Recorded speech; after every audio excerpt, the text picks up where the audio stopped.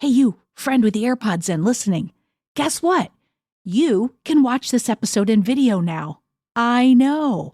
All you have to do is head over to our YouTube channel, and there's a link in the show notes. So go ahead and click that. You can see all the faces that producer Steph and I make when we're about to say the same thing at the exact same time. It's pretty cool. Check us out. Edit audio.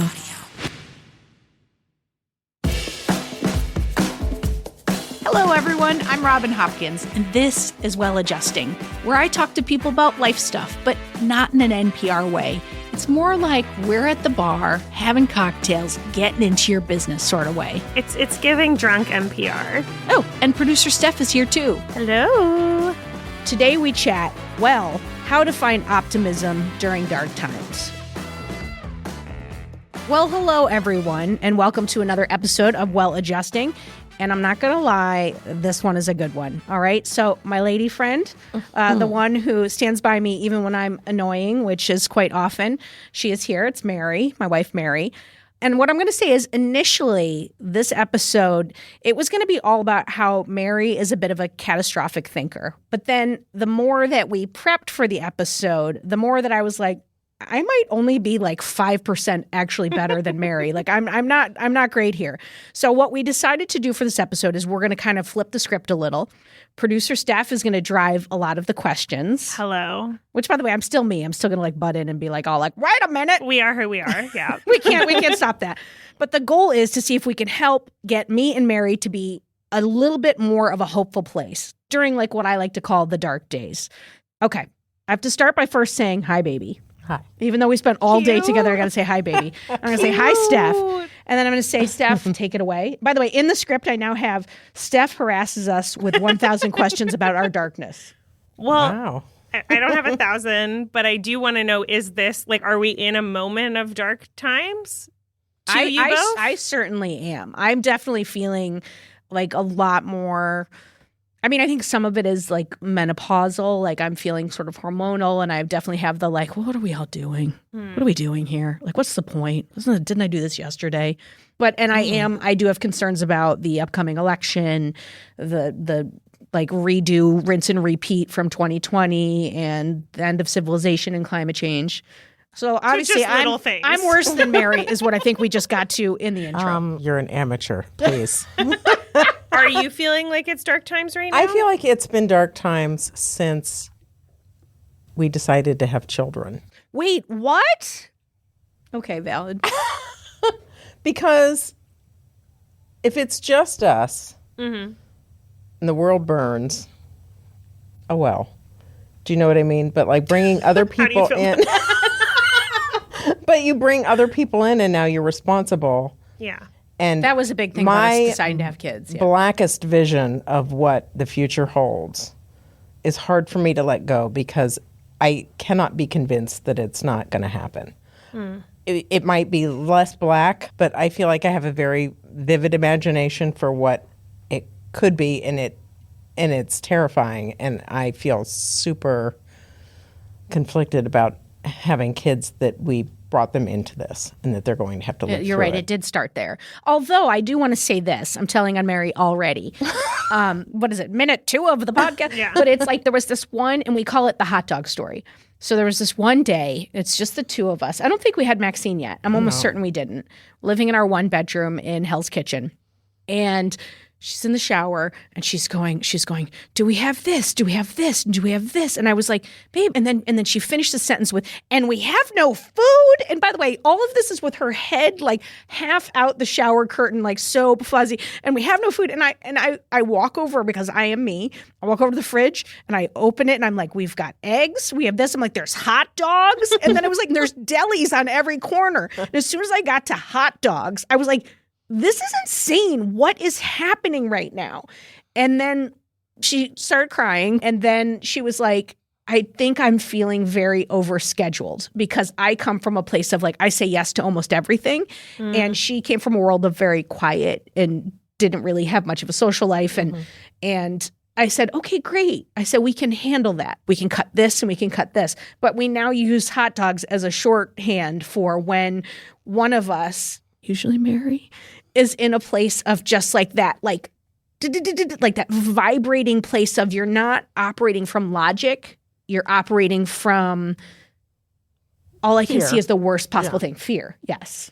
Hey friend, I'm just jumping in here to say that we've got a new way to get in touch with us. If you want to leave us some feedback, hopefully good, or suggest an episode topic or ask a question, all you have to do is go to sayhi.chat/welladjusting. The link's in the show notes, but I'll say it one more time. sayhi.chat/welladjusting. You could leave us a voice memo and we might just use it on air. And if you happen to be enjoying this episode, why not go ahead and subscribe to the podcast or rate and review us? You won't regret it, folks. So when you have, like, let's use the hot dog situation. You didn't have children yet. No. So this is the catastrophic thinking is tied to anxiety pre-children, but children has escalated it. No, I remember when she was pregnant and I read about peak oil. Peak oil. You remember the I peak forgot about the peak oil? And I was like up all night reading about peak oil. For all of you that don't know what it is I don't remember this what it is. date in the future. You don't even remember what it is. You don't even. I just remember the phrase peak oil. So in some date in the future, and it was not like in 2736, it was like in our lifetimes, the world will run out of oil. There will be peak oil. zero oil left. So it is the peak of when you have oil in. From that point on, then you're just using what's left. Yeah. But I think Steph's point is that it was happening before that. Like you were No, already. that was just regular anxiety about I come from a place where nothing happens, no one talks to me, and I do nothing. And she lived a life of every single minute of every day was spent with somebody doing something or planning something. And so that was just my anxiety of moving from total introversion to being with a total extrovert. But how did it get from overscheduled to there's no food left? And by the way, as don't soon know as she how gets that to know happened. food, it turns into you're going to shoot your neighbor for food, No, and then you're eating. You're Oh, am I you're conflating? conflating my introversion extroversion thing with hot dogs with having to shoot our neighbors. That's a different thing. I want to hear that one. That's No, fun. because everything is like climate change. All of it. The what's the word? Christo-fascist world that we're about to enter with Trump, and we're going to have like Mobutu and the blue helmets, and they're going to come after. It's going to be Gilead, and it's going to be all of that. And it all comes down to, should we get a gun or should we not have a No, gun? we're not like, how are we getting a gonna gun. like money is going to have no value. It's just going to be ammunition and gasoline are going to be the commodities that are going to matter. And and so I'll follow this train of thought all the way until it comes down to, will I kill my neighbor for what's in her pantry? And I realize I will not. That if I had the ability to kill her, I would have killed myself. Now, I want to say two things. So that's the blackest. because we're still in setup mode, but I want to say two things. One is that, and this is part of what I want you to help us pick apart here today, is that when this happens, there's only room for one person to go off the cliff to this level. Okay, I don't even know what the blue helmets mean. I don't even know what any of that means. It's like it's just all You have not been phrases. doing your It's just research. phrase about people dying. So there's no space for everybody to be panicked. So then I go into fixer mode. And I don't think I'm even acknowledging that I'm scared about many of these things either, but I'm just telling her it's not going to happen. But then finally, I think my solution recently was to say to her, listen, here's the thing. Let's say we had a crystal ball and 5 years from now, we are all going to die. Climate change is going to happen, whatever. There's some war breaks out, a bomb drops, we all die. Her blue helmets, I don't even know what that means. We have 5 years to live up until that point. Okay. We can spend those 5 years panicked, in crisis, worried, afraid. And then in that time, we're missing our children. We're missing all the living that could be happening. Mm-hmm. Or in 5 years, we take the other path where we just pretend it's not happening. And maybe that's the wrong phrase, or we just don't go down that rabbit hole. We live our life. We try to be in the present as much as we can. And then if the bomb drops off, I'm like, well, then I'll just gather some pills and we'll all hold hands. We'll all go together. I'm like, whatever's going to happen, we have to live our lives. But the catch is that in that moment, I'm so busy trying to move her out of her fears and out of her catastrophe thinking that I'm not acknowledging I'm scared too. And if I start crying in this episode, I'm going to be so mad at myself because it's supposed to make Mary cry. I brought the drinks. It's my fault. Well, first, you're like both. I mean, I'm going to be like very sweet and be like, you're both allowed to be scared. It's fucking scary. Like, Yeah. I'm terrified of being like alive and I don't have anyone to be responsible for. Though I will say I'm very good at finding people to be responsible for. You sure are.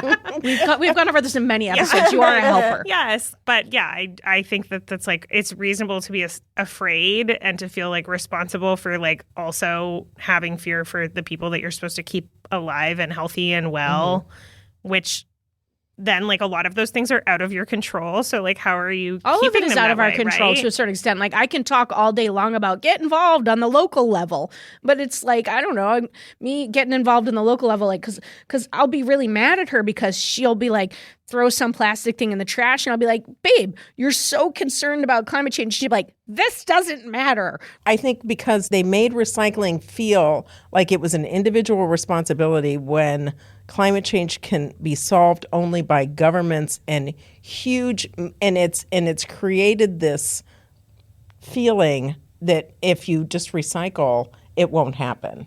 And that's what But makes I don't know me that mad that's about true. it. I see it as that's my part in the I'm solution. I'm There's only so many things I doing can it, do. But I'm just saying I do. There's mad like about this. it. There's like this part of it that bugs me. So I guess that's a good question. Like, how does this show up in your home, in your relationship, and whatever? I try to keep it all inside and not spill out. Oh, so that's that's kind of really like- healthy, really Yeah, healthy. so it's healthy. kind of like having, like, I feel like I'm a jar filled also it with doesn't work. black ink and it's screwed on tight and I don't ever let it out because I don't want my kids to get scared or for her to have to deal with what it is. I did your like, we'll all just hold hands and we'll all go together. That made me feel comforted and I was happy for that. Oh, Although okay. I Well, started that's to be nice. like, where are we going to get these pills? What? She did. She was like, I don't know where you think you're just going to get I know. pills. I was like, It's do you the end think of the that like by that time, like Amazon, you can just like order that and you can just have it and it'll just be here? Because that would make me feel super comforted if that were It's true. not hard. I feel like to we could. Couldn't we poison just drop a yourself. book, like a Yeah, bookcase on us all? I'm like, we could back the car into some garage. It's like all going to be. I don't want to We're get gonna need into a the trigger warning myriad on of this ways episode. that we can all kill ourselves, but I know, but it does speak to some kind of weirdness that I find that comforting. This is my thing. When you think about you're living in Germany and it's 1931, there were things that you could have done. You could have left the country, right? In the beginning, You like see when you it first started coming. talking. You Yeah. see it coming. You could have left and you didn't because you were just like, it's not going to happen. I mean, yeah, he's doing this, but he's not going to do that. It's not, there was conversations like this. And then all of a sudden you're at a point where now all your options are gone and you have to get on the train. So I'm always thinking it's 1931. There are still options available and we're not taking them. Whether that's prepping, whether that's moving to Canada. home of me. We're all going to marry Steph. Yeah. And we can have a polygamous marriage. Or in is there Canada. anywhere on the planet we could move to? So is there or what preparation could I be taking to prevent my children from having to sell themselves for a slice of ham? So is your anxiety about not having prepared enough for the finality of the world, or is your anxiety about the finality of the world? It's the finality of the world, but then the cherry on top is knowing that I saw this coming and I didn't do anything to protect us. And this is showing you're not allowing this to show up in your relationship. This is because probably you're not, more than Robin's heard me say of this in one I place. don't know what world you think that you, A, haven't said this before, and Really? B, I don't know that this The is how ham? you think. All of that? Okay. I've never, the blue helmets is new. Our kids selling themselves for ham, that's new. It's just nuance. But you would sit and watch, God, what was that horrible show about Walking Dead? Walking Dead. And she was like, it comforts me. And all that for does is ideas. remind me of my childhood. Like my mom, who was, not well, would watch The Rose. It's Bette Midler, who's a drug addict. She literally has an overdose on stage. And my mom would be like, it comforts me. And I was just like, even at 13, I was like, that's not right. So it's like, there's an echo of me feeling like, I've got to fix this. I've got to, and then I like can't explore that like, and don't mean to make it all about me, because it's not all about me, because this is a real fear. And it's like, but I think it's a real fear for a lot of people. Yeah. It's just, this is just a little next level. I feel like keeping my black ink in my jar with the lid on tight is the only favor I can do her. But I think you keep the lid on tight, and you do not. It's not that it seeps out. It's just, I know your personality and I know who you are, and I can tell where you are. And so it's just not possible, you know. It's also like the idea that if you don't talk about things, no one one's checking no you. one It's will getting check worse. it. Yeah, and it's like, well, that is still existing and it's still coming out. Like, your kids know when you're pissed off and stuff. I think it gets worse. Like, if you are alone with your feelings and you're just spinning with this, I know that when I go down a hole and I don't talk to somebody about it, I'm worse. I agree, but I feel like talking about it doesn't. I think we're going to owe Steph $125 doesn't when we're done. help in a way, because it's like, you can't convince me that this future isn't a possibility. You can tell me it's not going to be as bad as I think, or you can tell me it's going to be Waterworld. It's not going to be the Holocaust, or you know what I'm saying. Like, you can tell me it'll be a different version of. It's not going to be the blue helmets in Maputo and Kinshasa in 1962, but it will be something. No, but what I can tell you is I lose you. Yeah. Like, you are, when you are in that space and you're concentrating and holding the lid on, you are not present. I agree. And the only way that I have found to not be there is to say, I have to like remind myself. It's almost like tapping myself on the shoulder and reminding myself, like, all this time that you've had these concerns, which is now 12 years, 15 years, whatever. Nothing personal. If you look at your own life, what has happened? Nothing. You know, as in nothing the bad has water happened. comes on. Yes. The kids are fine. Nobody has come to take us away because we're lesbians or whatever. Not yet. So I have to remind myself that, like, I'm missing the present because I'm worried about the future. Yes, but I do think, like, Robin, when you said that, like, I can't remember, you're like, when you're out here and you're worrying about all this, you're missing the now. But I think from what I'm hearing is, like, you're out here is like a state of panic and like intrusive thoughts. It's dread, I would say. Yeah, and you're out here is fear. Like, I don't know if yours is like as I have to be honest, like, I've not even explored it enough to know how it shows up for me, because I'm too busy trying to make her, because we've talked about this at length, that we're helpers. I'm too busy trying to bring her back, or to say, it'll be okay. It'll be okay. But it robs you of having that. It's like, you can't have two people be mad at the same time about the same thing. If I'm telling on myself, like, if I'm being honest and telling on myself, like, it's not robbing me. I make that choice. I make that choice all the time to get into other people's feelings so I don't have to deal with mine. And I don't often understand that I'm past a point until I'm past the point. I think that there's a part of me that's just uncomfortable with where she is, and I don't like it, and I just want to move us off it. I want to move us over here and be like, it's going to be fine. Everything's going to be fine. We're going to be fine. Well, that's your childhood. Sure. Sorry. I wrote a book about it. But, yes, and I understand that's my part in it. Because also, there is a layer of, you'll correct, Mary just made a face. You'll correct me if I'm speaking out of turn, but like, Mary does not know what she's feeling for 5 days after it happens. Like, when we first started dating, like, I'd be like, what's wrong? And she would just be like, what are you talking about? I'd be like, what's wrong? And she'd be like, nothing. And I'd be like, well, tell it to your face, because I can see your face. And then like a day later, she'd come in the shower and she'd go, I think what was really bothering me was X, Y, and Z. It's like I process, my head goes 100 miles an hour. It's like ding, ding, ding, ding, ding, ding. And I'm like always processing and thinking, because it was chaos the way I grew up.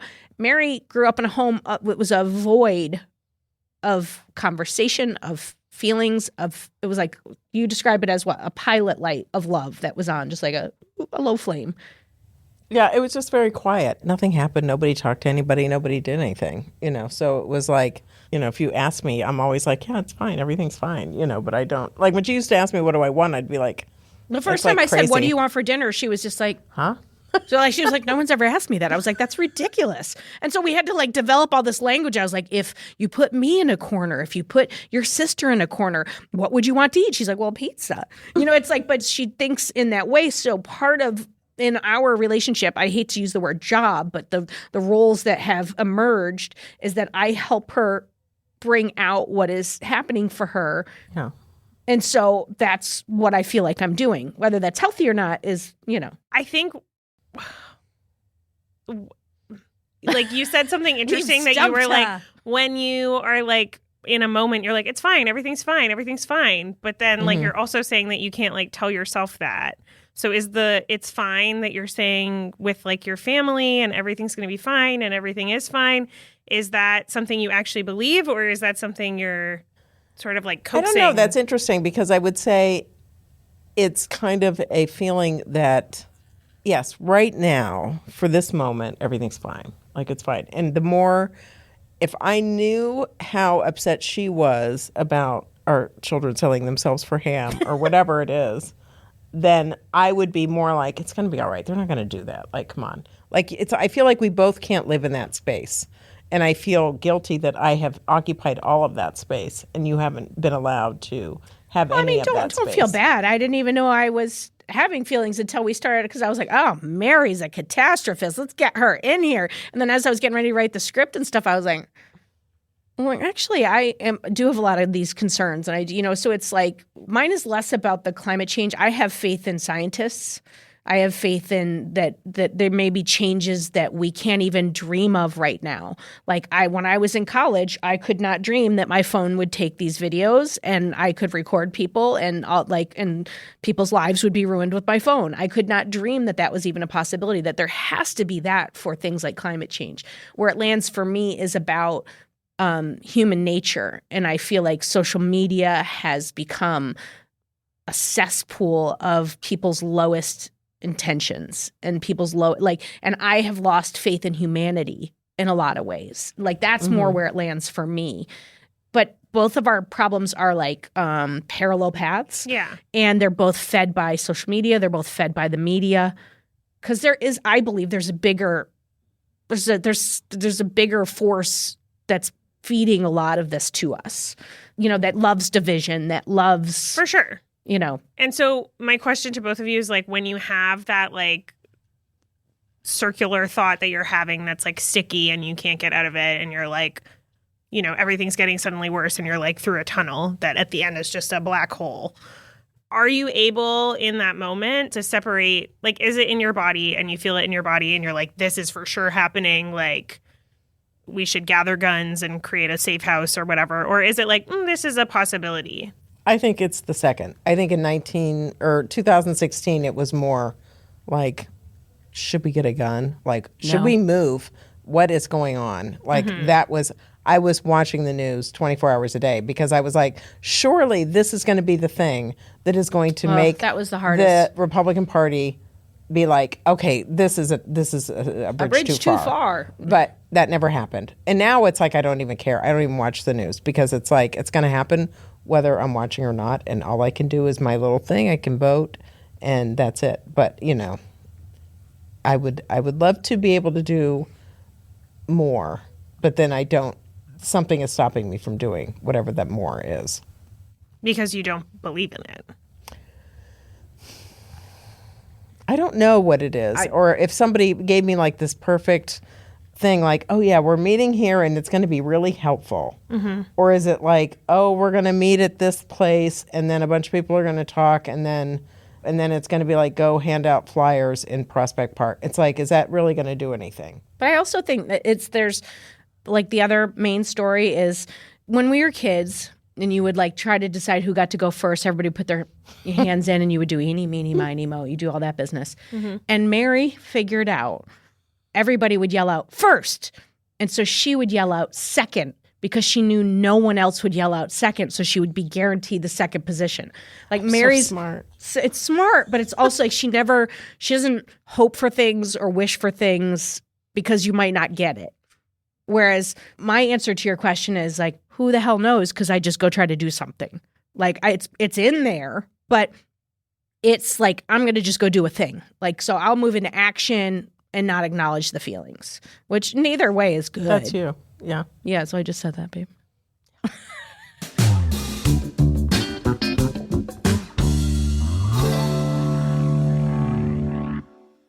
I would say I'm a very like not hopeful person. I would say I'm not a very like optimistic person. But what's interesting is I've worked on like stopping the catastrophic thoughts. I also have OCD, so I have like intrusive thoughts on a regular basis that have absolutely no like foundation in reality, which is a separate thing. But because of that, I have this like training algorithms that I'm doing in my head constantly to be like, these are not real. How do I separate the catastrophic cycle of thoughts from myself? And one of the things to do, I mean, there's like a few. One of them is like, what's the worst case, which is the black hole at the end of the tunnel or black ink or whatever it is. The ham. So many images. This is just a very visceral reaction. Yes. Yeah. And then that's worst case. And then I always challenge myself to come up with the best case that is equally as ridiculous. So to me, it would be like an abundance of ham. And if it's They're like giving black away ink, free it's like ham. there's ink everywhere, but like we're all covered in black ink, and it's like whatever, best Very case, the ink is equalizing. whatever.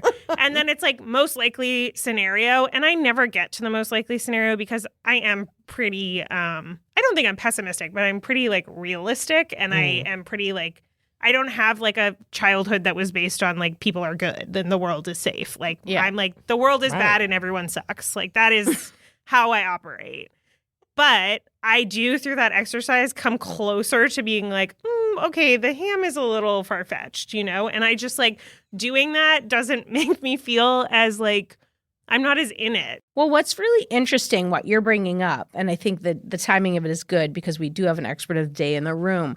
I think, and Mary, you'll agree with me, I believe, that we're not doing anything about it. We are, to a certain extent, sitting in it. It is our norm. And I think what's really interesting is that today we have a live expert of the day, which is something we've never done. His name is Bill Burke. He's the founder of the Optimism Institute, which just might be, I think, the best business name ever. Well done. Thank you. He's the host of the Blue Sky podcast, which if you haven't listened to, you need to check out immediately. And he is here to give us some advice on optimism.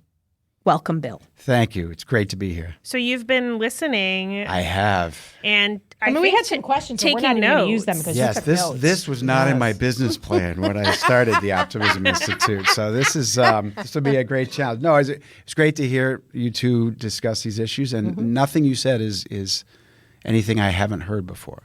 Well, that makes me feel good. That makes me feel good. I feel better already, I babe. know. really, the selling the ham body and the for blue ham? helmets, The ham and the blue helmets. But selling your daughter the for ham. gist- There are nuances. the gist Yeah. it was all things I've heard before. Okay. So I don't know where to start. I mean, one thing that was thrown out that I cannot help you with is menopause. Yeah. But other than Hormone that, replacement therapy is helping me with that a little bit. Yes. Yeah. Well, one thing I found interesting is I can tell that you both have a pretty good grasp on history. And I interviewed a guy named Kevin Kelly, who's written a book called Excellent Advice I Wish I'd Had When I Was Younger. He was the founding editor of Wired magazine, really interesting, deep thinker. And he gave me a line that I've used many times, which I will just run by you, which is, if you only read the news, you'll think things have never been worse. But if you read history, you'll realize things have never been better. Oh. And there were things that you said earlier about, the world's burning or going to burn, or this election is scary. I agree. But life and history are this way. There are always things that we're worried about. And there's something I interviewed a guy and got to spend some time with a guy named Steven Pinker, who teaches at Harvard, who's written a lot of really interesting books. And I think he coined this phrase, hindsight bias. We all look back and think that the old days were better. Yeah. And even Billy Joel says the good old days weren't always good. And tomorrow's not as bad as it seems. So one of the challenges is, what time would you rather have been alive? What time would you have rather been raising a 13-year-old and a 15-year-old? And I would argue, it's not that long ago, 1800, if I have my facts right, 40% of kids didn't live to 4 years old. Okay? 1800 is, at a 70, 80-year-old lifespan. That's not that many lifespans ago. Yeah. Okay? And heaven forbid something awful happened to your kid's health. There's a much better chance today that it's going to be cured. I even sometimes talk about the pandemic, as awful as it was. Could you imagine the pandemic in like 1975? when 4 channels of TV, no internet, no, we would still not have a vaccine. We wouldn't have gotten Also, the economy would still be in the crapper because nobody would be able to work from home without wouldn't the have internet. gotten the word out well. It would have taken us longer to figure it out. So everything I'm saying is not to say that we aren't in difficult times. Human beings have always lived in difficult times. And so a lot of it is just how do we find our place in that, and how do we try to continue to make things better, because they have gotten better for decade after decade after decade. What this reminds me of is, okay, so everyone knows I host another podcast called Dear Headspace, and I'm sitting with mindfulness teachers, and they're all talking about these lovely ways of like reframing and shifting, and we talk about it regularly on this podcast. Yes.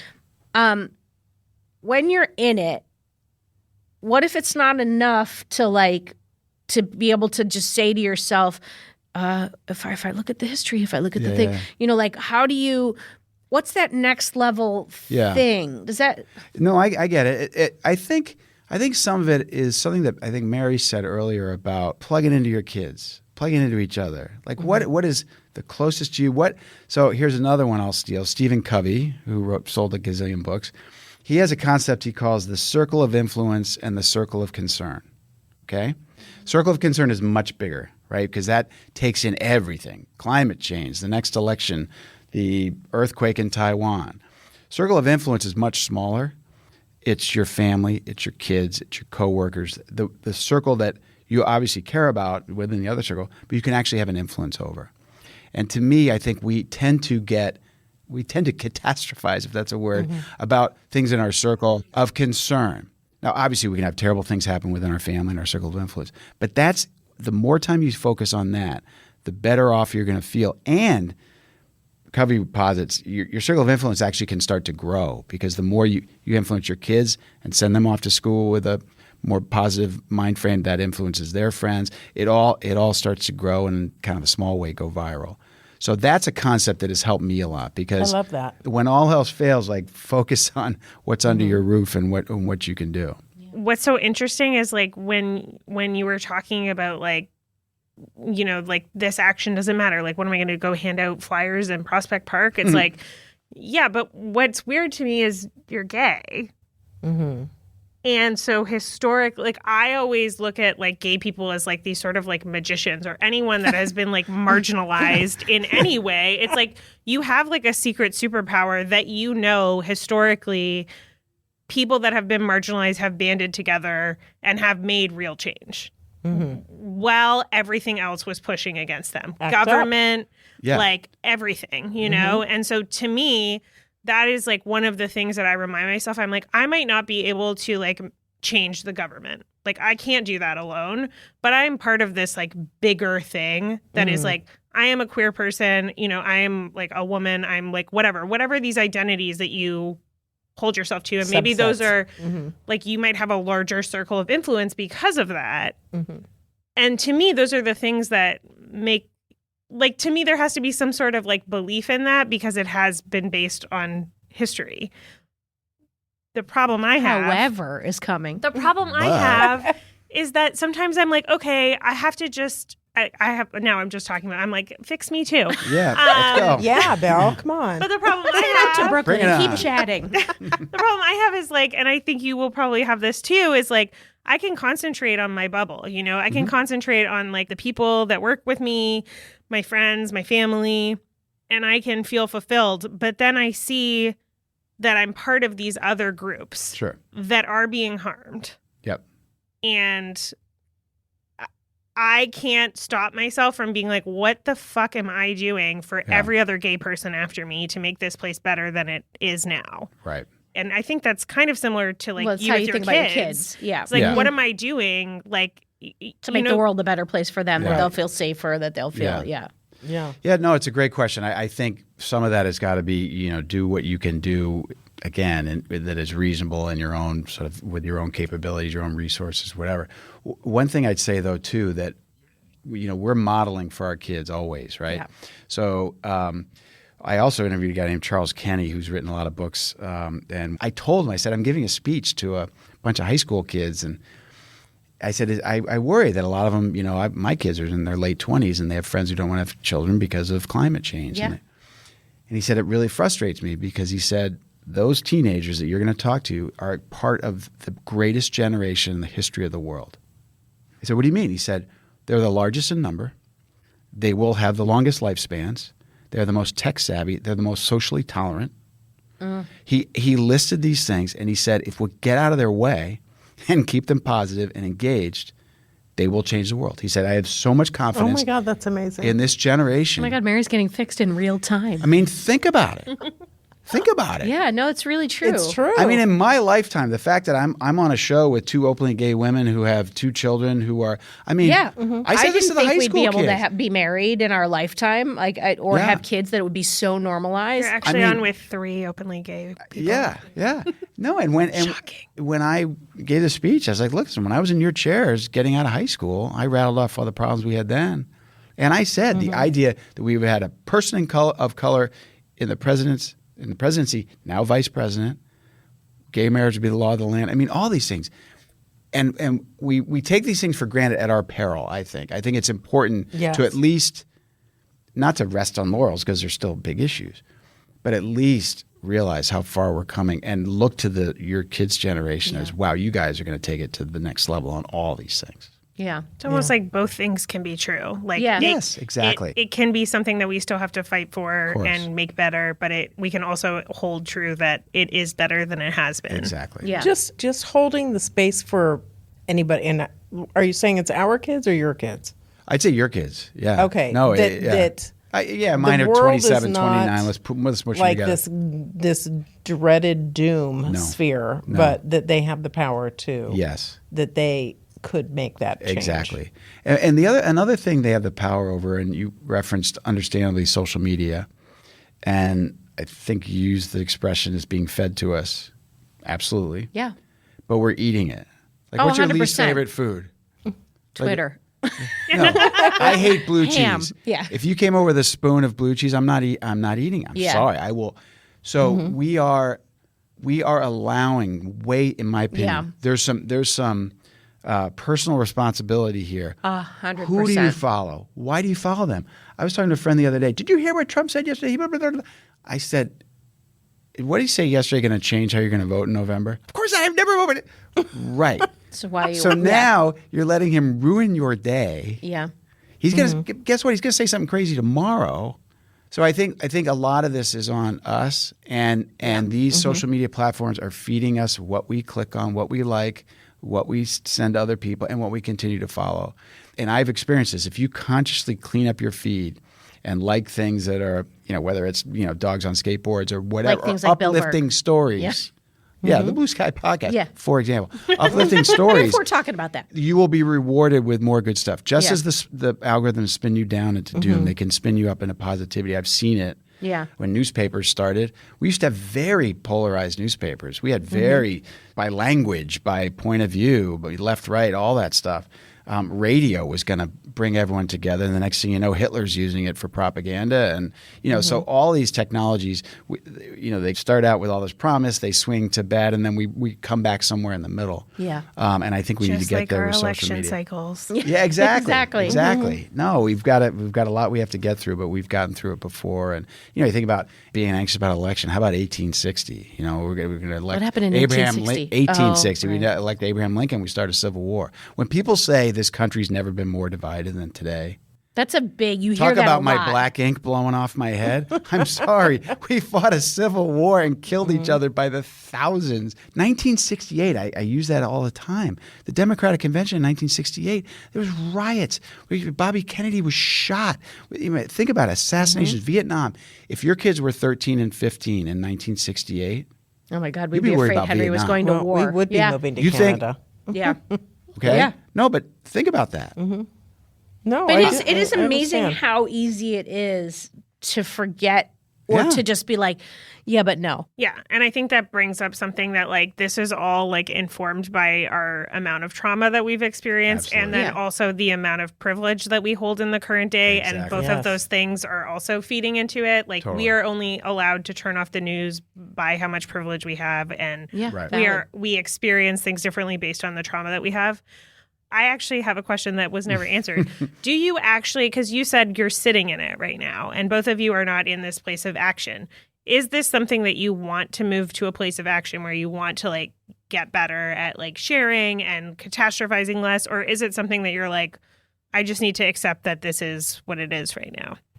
I want it to get better. I know the harm it does to me personally, but it's a both of us thing, which I think that's a pressure. Maybe that's unfair, but I would like us to work on this this is a couples thing that we work on to move toward trying to find more optimism. It's like a support thing, though. Yes. It's like you supporting me supporting you, and doing this for our kids. Like what you said about the kids. I've never seen you like her listening to you. Like if we could just get your cell phone number. Like I haven't seen her this optimistic. Next time I start charging by the hour, we could. Is this time good for you next my week? insurance. Exactly. But it's like I haven't seen you be that hopeful.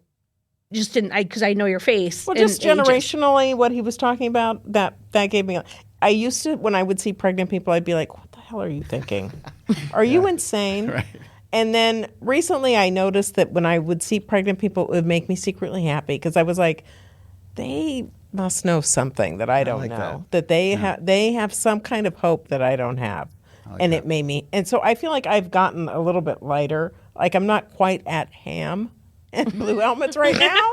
So I've gotten a little lighter. Well, I think we can continue to like on your website. Yes. You promote a bunch of books that would be you know, and one of them is 10% happier. So like if we could be 10% happier and we could focus on our inner circle, that would be a really wonderful. The inner win circle for was us. another thing that was awesome. a takeaway that's very helpful. And I also think that the volunteering thing is something that we've talked about before for other and things. Steph is willing to bring you. Something that I tell myself always is if I am not doing this, like if I do not believe that my actions make a difference in some way, it doesn't have to be like changing the world, but if I do not believe that like me waking up every morning and going to volunteer at the abortion clinic on the weekend or, you know, composting or whatever, if I don't believe in that, what's the point of me being here?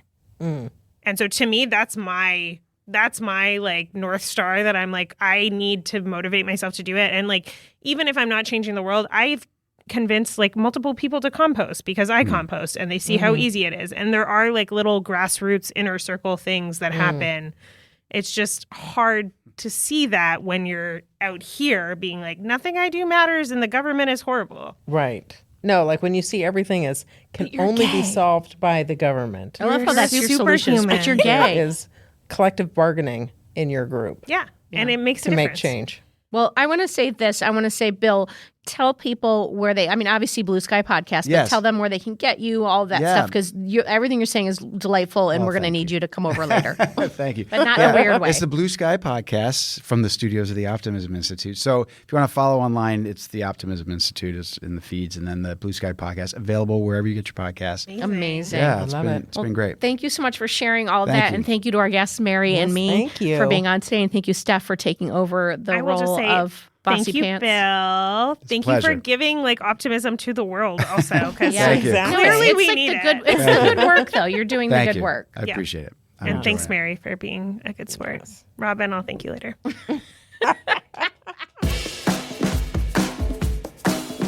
For more Robin, and you may need that, you probably don't need it, but like if you do, you can follow me at Real Rob Hops on all the platforms, all the socials, as the kids today say. Well Adjusting is an Edit Audio original series. It's exec produced by Steph Colburn and Robin Hopkins. Our producer and editor is Maria Passingham, and our production manager is Kathleen Speckert. Thank you to the entire Edit Audio team and to you for listening.